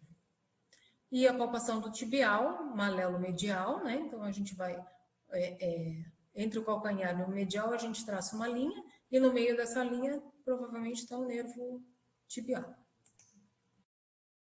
Então, a força muscular, extensão do hálux, né? Então, a gente pede para ele ficar com o pé reto, e a gente vai pedir para que ele levante o dedão, e vai empurrar com o dedão da gente, tá? Mesma coisa o pé, a gente vai pedir para ele fazer a dorsiflexão, né? Do pé, vai deixar o calcanhar no chão e vai tentar baixar o pé dele. Isso a gente vai graduar em 5, 4, 3, 2 ou 1, ou forte, diminuído e paralisado. Aqui é os pontos de teste de sensibilidade dos pés, né? Então, eu tenho esses pontos todos que a gente tem que fazer o teste. Mesma coisa que a gente viu na mão, a gente vai ter que ver no pé. Se ele tem muita calosidade, principalmente os homens que trabalham em indústria, né, na produção, que utilizam aquele sapatão, ele já tem o pé um pouco mais áspero. esses tempos eu fui avaliar um contato de uma paciente e ele deu alteração de sensibilidade importante nos pés. Só que ele tinha bastante calosidade. Então, o que eu combinei com ele? Que ele ia para casa, a gente reavaliaria ele em 10 dias. Enquanto isso, ele ia cuidar dos pés para a gente fazer a nova avaliação. E ele veio e tinha alguma alteração ainda de sensibilidade, tá?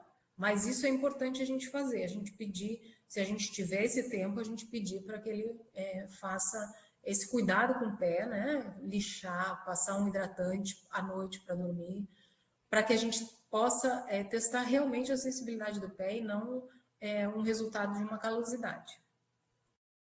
Então, eu tenho os exemplos aqui da avaliação do pé, né? Então, esse pé já está comprometido, o pé esquerdo. Já tem alguma alteração de sensibilidade profunda, né? Então, ele vai ficar mais propenso a lesões nessa área do pé. Os pacientes utilizam muito chinelo de dedo. Então, a gente precisa orientar eles que eles precisam trocar esse chinelo, que eles vão ter problemas. Então, aqui o pé caído, né? Com garra, perfurantes plantares, que são bem difíceis, né? São feridas bem difíceis de cicatrizar, porque a gente precisa do pé para fazer a marcha, né? Então, a gente tem a garra aqui, ó, garra aqui. Esse pé brilhante, geralmente é um pé de hanseníase, o pé fica assim, com a pele esticada, com esse tom brilhante. É um dos achados, né? E aqui eu botei a ficha do Sinan, para a gente ver a importância da avaliação neurológica, né? Para a gente preencher a ficha do Sinan, a gente precisa da avaliação neurológica. Então, aqui é o cabeçalho, né? Isso tudo é importante para dado estatístico, tá, gente? Para que a gente possa fazer ações voltadas para o nosso público, né? A gente precisa saber de onde eles vieram, qual é a escolaridade, a cor, isso é importante para dado epidemiológico, tá? Então, aqui, ó, a gente tem a ficha do Sinan. Quem não faz avaliação neurológica, às vezes não vai conseguir completar essa ficha do Sinan, tá? E esses dados são importantíssimos para a gente, para os casos que a gente já tratou e que vão voltar daqui a 5, 10 anos, ou pessoas que vieram de fora ou vão para outro lugar, para a gente mandar a ficha para que o outro serviço que vai atender esse paciente tenha a possibilidade de saber a história do paciente, tá? Então, aqui, ó, o exame dermatoneurológico, ó. Aqui a gente já completa o número de lesões, a gente já pode ver a classificação o médico que vai dar, né? A classificação operacional também o médico que vai dar. Número de nervos afetados. Se a gente não sabe fazer avaliação neurológica simplificada, a gente não vai saber o número de nervos afetados. Por exemplo, eu tenho um paciente que tem diminuição da sensibilidade da córnea e lagoftalma. Quantos nervos ele tem afetados? Se ele só tiver isso, ele tem 2 nervos afetados, o facial e o trigêmeo, tá? Então, a avaliação neurológica possibilita da gente preencher essa ficha corretamente. Avaliação do grau de incapacidade física. Eu só faço isso fazendo avaliação neurológica, tá? Então, o restante, né, casos, né, como a gente detectou o caso, a baciloscopia, início do tratamento, número de contatos, isso são todos importantes. Mas o que é mais importante na avaliação neurológica simplificada, número de lesões, número de nervos afetados e o grau de incapacidade física. Com o grau de incapacidade física, eu vejo se o serviço ele é um serviço que está pegando precocemente os casos ou não. E aí eu posso fazer ações para minimizar isso. Por exemplo, eu vou dar um exemplo. O meu serviço aqui, a gente pega geralmente casos com incapacidade instalada já, 1 e 2. Então, o nosso diagnóstico está sendo tardio. Então, por isso a importância dessas capacitações, da gente estar sempre lembrando de hanseníase, para que o diagnóstico seja precoce. Com essas capacitações, a gente está vendo já um resultado. A gente fez uma capacitação ano passado para atenção básica aqui em Joinville, e tem um médico que, depois da capacitação, ele está mandando bastante pacientes. E uma das pacientes dele não tinha lesão alguma na pele e ela já sentia formigamento, choque elétrico. Ela dizia que estava um bichinho caminhando e ela não tinha nenhuma mancha. E ela nunca referiu alteração de sensibilidade em nenhum lugar, não percebeu. E ela já tinha alteração na avaliação neurológica de sensibilidade nos pés e nas mãos, e a baciloscopia dela veio positiva. Então, é muito importante a gente fazer essa avaliação para todos os pacientes que venham com algum histórico de hanseníase, suspeita de hanseníase, tá? Então, aqui, a gente também na ficha tem lá no final, depois da avaliação dos pés, né, do anestesiômetro, a gente tem para dar o grau de incapacidade física. Será que a gente já sabe dar o grau de incapacidade física? Vamos dar uma olhada. Se alguém tiver aí a ficha na mão, é mais fácil, tá? Então, aqui a gente tem a classificação, né? Que é o que está na tabelinha da ficha. Então, a gente tem a força muscular da pálpebra preservada, tem tudo que é 0, tá? Se a gente não tem nenhum achado diferente na avaliação neurológica, tá? Então, se ele sentiu o monofilamento rosa, né? O violeta, o rosa, dependendo do kit que vocês estão usando. Ele sentiu. Ele não passou para a cor vermelha, ele sentiu. Não pode ser grau 1, ele é grau 0, tá? Embora ele tenha uma perda de sensibilidade que a gente tem que ficar de olho, para grau de incapacidade ele ainda não está totalmente comprometido, né? A sensibilidade profunda da mão ou do pé ainda está preservada. Então, a gente não pode dar grau. Então, fica grau 0, mesmo com uma redução da sensibilidade, tá? O grau 1, então, nos olhos, o que eu vou ter? Uma diminuição da força muscular da pálpebra. Então, ele apresenta resistência mínima, abertura forçada, ou diminuição ou perda de sensibilidade da córnea. Então, já é grau 1. Então, diminuição da força muscular da pálpebra e diminuição da sensibilidade da córnea, grau 1. Grau 2 nos olhos, vamos ver. Deficiência visível causada pela hanseníase, como lagoftalmo, equitrópio, triquíase e opacidade da córnea, ou acuidade menor que 0,1, né? Então, ou não conta dedos, né? Que aí já é praticamente cegueira. Então, a gente precisa, para grau 2, ter essas características nos olhos, tá? Nas mãos. Eu tenho grau 0, se está tudo certo, e ele sentiu o monofilamento lilás ou roxo. Para grau 1, eu tenho diminuição da força das mãos, muscular das mãos, né? Sem deficiências visíveis, e alteração da sensibilidade tá? Ou posso ter uma ou posso ter outra. Alteração da sensibilidade palmar, ele não sente o monofilamento. Então, a partir desse momento, eu já passei para o monofilamento vermelho, tem alguns que têm a graduação em laranja, tá? Quando eu já passei para essas cores mais quentes, ele já tem alteração de sensibilidade, então ele já é considerado grau 1. E para grau 2, nas mãos, então, deficiências visíveis, né? Causadas pela hanseníase, como garra, reabsorção óssea, atrofia muscular, mão caída, lesão trófica e lesão traumática. Nos pés, quando eu tenho força preservada e ele sente o monofilamento lilás. Grau 1, diminuição de força muscular e ou alteração da sensibilidade plantar. Então, ele aqui já passou do filamento, do monofilamento roxo, ele já foi para o vermelho. Grau 2 são das deficiências visíveis causadas pela hanseníase, como garra, reabsorção óssea, atrofia muscular, pé caído, lesões tróficas e lesões traumáticas, tá? Então, se ele tiver alguma lesão, ele é grau 2, tá certo? Uma coisa que não dá grau é a questão nasal, tá? A perfuração do septo nasal não dá grau de incapacidade, tá, gente?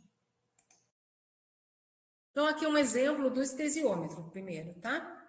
Então, aqui eu tenho exemplos de uma avaliação do estesiômetro. Então, na mão, a pessoa sentiu o monofilamento verde, que é o primeiro, então ela tem a sensibilidade das mãos preservada. Mas no pé, o pé esquerdo, ela ainda não confere grau, então ela não é grau 1, mas ela já é grau 2 pelo pé direito, tá? Então lá na ficha, a gente vai colocar que ela é grau 2 no pé direito.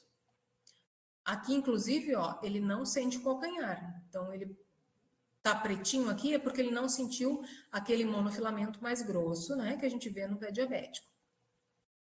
Aqui, ó, é uma pessoa também, essa pessoa aqui tá um pouquinho mais comprometida, né, então a gente tem que fazer todas as orientações de não usar chinelo de dedo, ter cuidado com calçado, né, inspecionar o pé toda vez que chega em casa.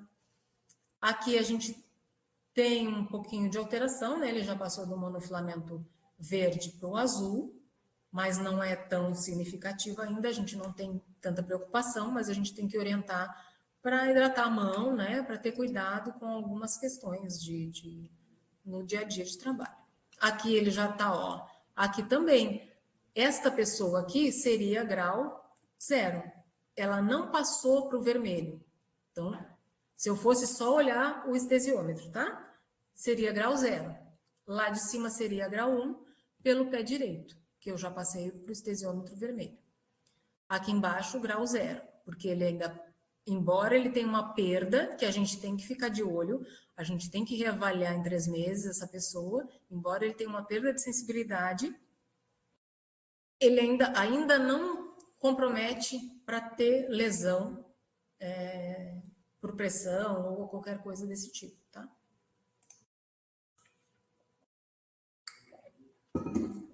Aqui, eu botei esse slide para eu falar uma questão para vocês. Lembra que eu falei que a gente pode ter neurite silenciosa? Como é que eu vejo uma neurite silenciosa com avaliação neurológica simplificada? Esse aqui é um exemplo. Na primeira avaliação aqui, ó, ele tem alguns pontos lilás, ele ainda não tem grau de incapacidade, só pelo estesiômetro, tá? Ele não tem grau de incapacidade nenhum instalado, né? O pé tá roxinho. Então, 3 meses depois eu avaliei ele. Ó, na mão esquerda ele já passou para o vermelho. Opa! Ele não está sentindo dor, não teve nenhum problema, né? Não teve nenhuma reação rancênica durante esses 3 meses. Isso aqui pode indicar uma neurite silenciosa, principalmente se ela for acompanhada por perda de força, tá? Aqui, ó, ele passou do pé direito, ele passou já para o vermelho. Opa! Eu posso ter uma neurite tibial aqui. Eu posso ter uma neurite de mediano. Tá, gente? Então, é assim que a gente vê a neurite silenciosa. Alteração da força pode estar e alteração da sensibilidade dos pés e das mãos. Por isso que é importante fazer a avaliação de 3 em 3 meses, para que a gente pegue esses casos para que a pessoa não chegue aqui já numa próxima consulta já com comprometimento, né? Com uma incapacidade, com uma garra, com uma lesão no pé, para que a gente pegue essa neurite antes de fazer a lesão. Então, aqui é o exemplo, né, de uma avaliação. Então, essa pessoa aqui, vamos dar uma olhada? Ela tem diminuição da sensibilidade da córnea. Se vocês quiserem olhar na ficha de avaliação de vocês, que grau que ela seria? Ela tem uma diminuição da força da pálpebra, da musculatura, da força da muscular superior, da pálpebra superior, né? Então, ela tem, ó, do direito, ela tem uma diminuição da sensibilidade da córnea e uma diminuição da força muscular.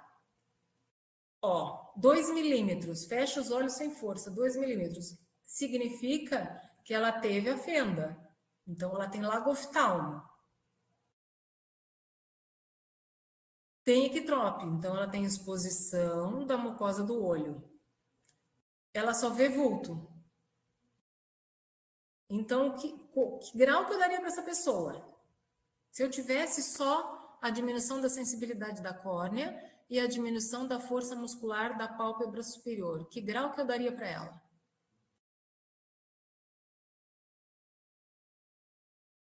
grau 1. Se ela tiver aqui, ó, ela tem lagoftalmo. O lagoftalmo, qual é o grau? 2. Então, no olho direito, ela é grau 2. Ela também tem uma perda de visão. Corrobora com grau 2. Aqui, a gente, na palpação dos nervos, né? O nervo ulnar esquerdo está espessado, o mediano está espessado. Então, aqui eu tenho, ó, uma diminuição da força em abdução do quinto dedo e em elevação do polegar. Isso aqui, ó, pode estar caminhando para uma garra. Indica que ele pode estar com uma neurite. Olha aqui os símbolos, ó. A gente tem um Rzinho. O que é esse Rzinho? Garra rígida. O que é o triângulo? Lesão. Com isso aqui, ó. Aqui, se eu olhasse só para cá, ele seria grau 1. Se ele não tivesse alteração de sensibilidade, tá? Com a diminuição de força aqui, ele seria grau 1. Com a diminuição de sensibilidade aqui, ele seria grau 1 também. Ainda continua grau 1. Mas ele tem lesões. Ele tem uma garra rígida. Então, ele é grau 2. Tá? No direito, ele é grau 2. Aqui é o membro inferior, né? Então, ele tem fibular esquerdo e tibial esquerdo espessados. Ele tem uma diminuição do membro esquerdo, né? Da força do membro esquerdo. E ele já tem um comprometimento sensitivo e ele tem garra e tem lesão traumática. Então, ele já é grau 2, tá? Aqui tá caminhando para o pé caído, tá? Então, aqui, como é que ficou a avaliação dele? Então, no olho direito, ele é grau 2, no esquerdo, ele é 0. Na mão, a mão direita, ele é 2, a mão esquerda, ele é 0. E nos pés, a mão direita, ele é 0 e a mão esquerda, ele é 2. O maior grau é 2, então é isso que vocês vão botar na ficha. Grau de incapacidade 2. A soma olho, mão e pé, quanto maior for essa soma, mais alterações ele tem, mais comprometimento, mais incapacidades ele apresenta, tá? Aqui é a mesma coisa, ó, outra avaliação. Então, aqui ele não tem nenhum comprometimento do nariz, não tem diminuição da sensibilidade da córnea, não tem diminuição da força, né? Tá tudo zerada. A acuidade visual tá boa, então. Na face ele não tem comprometimento, nem nos olhos. Os nervos, vamos ver. Nervo mediano tem choque, mas os outros estão normais. E aqui ele tem uma leve diminuição da elevação do polegar, né? Que também é responsabilidade do mediano, tá? Aqui no estesiômetro dele. A princípio ele está com uma diminuição, que a gente tem que ficar de olho, mas ele ainda tem uma sensibilidade preservada. Aqui nos nervo fibular, né? Ele está com o tibial, os dois tibial espessados, mas ele mantém a força. Vamos ver a sensibilidade, ele está no roxinho. Embora não tenha grau, né? Isso aqui não dá grau de capacidade. Ele já tem uma diminuição que a gente tem que ficar de olho. Daqui a 3 meses eu vou precisar reavaliá-lo. Daí vamos voltar lá. Esse paciente seria qual o grau de incapacidade? Ó, ele não tem nenhum comprometimento nos olhos. A força dele está diminuída aqui, ó. Então, no direito, né? No membro superior direito, ele já tem força diminuída. Então, só por isso aqui, grau 1. Aqui não daria grau, então ele seria 0. Mas como ele já tem comprometimento da força, é grau 1. Ó, nos pés ele também não tem, ele só tem espessamento, mas ele não tem alteração. Vamos ver, aqui ele também não tem alteração. Grau 0 aqui também. Então, ele seria grau 1 por causa dessa diminuição de força aqui, tá? Aqui eu coloquei uma segunda avaliação, como se ele tivesse voltado daqui a 3 meses, tá? Então, aqui, ó, Ele já está com dor, choque e dor. Ele está com espessamento de ulnar. Então, ele já teve uma diminuição aqui de força, teve uma diminuição maior aqui de força e teve uma diminuição da sensibilidade. Isso é uma neurite silenciosa. Pode ser silenciosa ou não, tá? Ele pode estar referindo dor, mas também se ele não estivesse referindo dor, isso é uma neurite silenciosa. Quando eu tenho alteração da sensibilidade das mãos ou dos pés e alteração da força, tá, gente?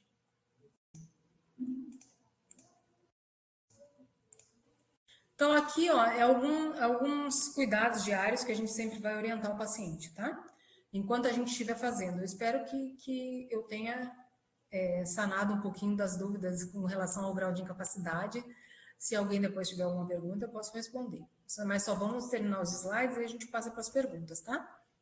Então, hidratação e lubrificação, né? A gente pode usar óleo mineral, água em temperatura ambiente, nunca, assim, orientem sempre para eles não fazerem escalda-pé, não fazerem bolsa de água quente, colocar o pé de molho em água em temperatura ambiente, tá? Porque o risco de queimadura é muito grande. Principalmente as pessoas que moram na praia, usar sempre chinelo para andar na areia, que a gente já teve paciente com queimadura de sola de pé, tá? Então, inspeção, hidratação e lubrificação dos membros, né? Sempre orientar o paciente a olhar o pé, se ele tem um comprometimento já de sensibilidade, olhar o pé embaixo quando ele chega em casa depois do trabalho, né? Depois de ter passado um dia fora. Lixar as calosidades, né? Usar um hidratante, não precisa ser óleo mineral, né? Se a pessoa tiver condições de comprar um bom hidratante, de preferência sem álcool. Massagem de alongamento, né? A gente pode ensinar as pessoas, principalmente aquelas que têm a garra móvel para esticar bem o dedo, as garras rígidas para pelo menos não fechar mais, né? Não dar fissura nos dedos. A gente pode ensinar alguns exercícios, né? De fechamento, de pegar a toalha com a mão, exercícios com elástico também, eu não sei como é que vocês chamam, a gente chama de atilho, né? O elastiquinho aquele de dinheiro.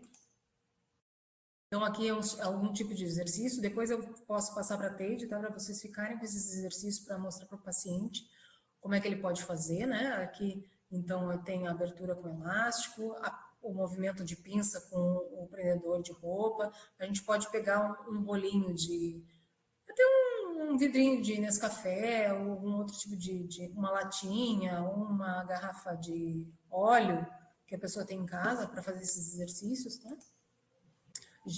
Lembrando sempre, quando a pessoa está com neurite, que vai iniciar corticoide, ela tem que ficar pelo menos 15 dias sem fazer exercício, sem movimentar o membro. Por exemplo, se é de ulnar, ela vai ter que ficar com uma tipóia, se ela tiver com neurite, tá?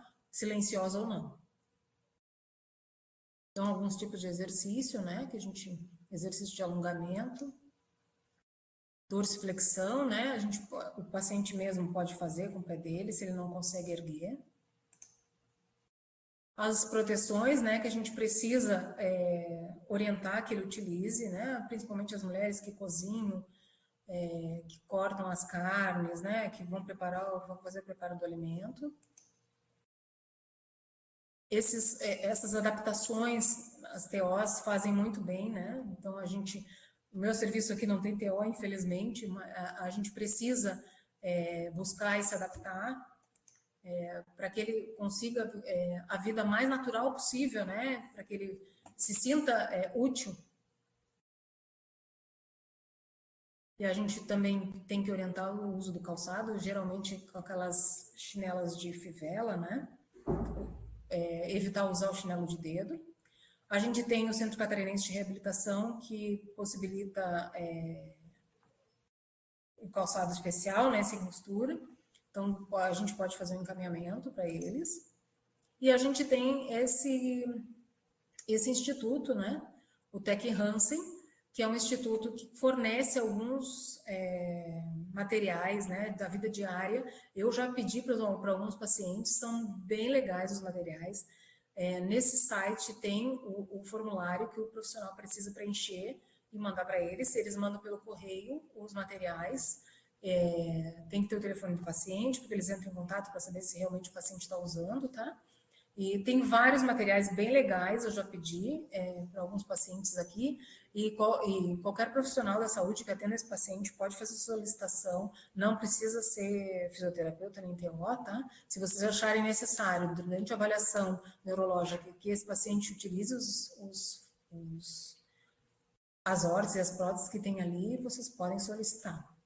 Tá? Tem o site deles, tem um e-book que tem um catálogo todo completinho para vocês verem os materiais. Gente, então era isso, tá? É meio corrido, assim, bastante conteúdo, né? Se ficou alguma dúvida, se vocês querem tirar alguma dúvida comigo, vocês podem. Eu não sei se a Tede vai abrir agora o áudio para todo mundo, se alguém quiser alguma dúvida ou quiser perguntar no chat. Eu estou à disposição para quem mora aqui na região de Joinville para virem treinar comigo a avaliação neurológica, não tem problema algum. Se alguém quiser vir de outro município também, a gente está de portas abertas para receber todo mundo, tá? Entende? Oi, Aline. Valeu, aula maravilhosa. Falou da avaliação neurológica simplificada, ensinou a classificar o grau de incapacidade, né? Ensinou as técnicas do cuidado com o paciente e do autocuidado que o paciente deve ter. Então, acho que foi bem completa a tua aula, né? A gente agradece. E gostaria de puxar aqui também, né, para a vigilância epidemiológica, essa questão que a Aline falou da ficha de notificação do paciente, né? Então, nós somos da Vigilância Epidemiológica do Estado, a gente sempre apresenta os nossos dados, né? Analisa os dados através da ficha de notificação do SINAM. Então, essas informações são importantes, né, para a gente saber como está cada região de saúde, como está o município, né, se ele está precisando de alguma capacitação. Então, a gente tem todas essas informações, né, através dos dados que a ficha nos dá. Então, se vocês, né, avaliam os pacientes, né, fazem todo esse trabalho da avaliação neurológica, que é um trabalho bonito, né, complicado, e não é fácil, né? Precisa que vocês estudem, realmente não é fácil fazer uma avaliação neurológica, a gente viu aí a Aline, né, esse tempo todo falando sobre avaliação, e acho que teria muito mais para falar, né? Então, registrem essas informações, né?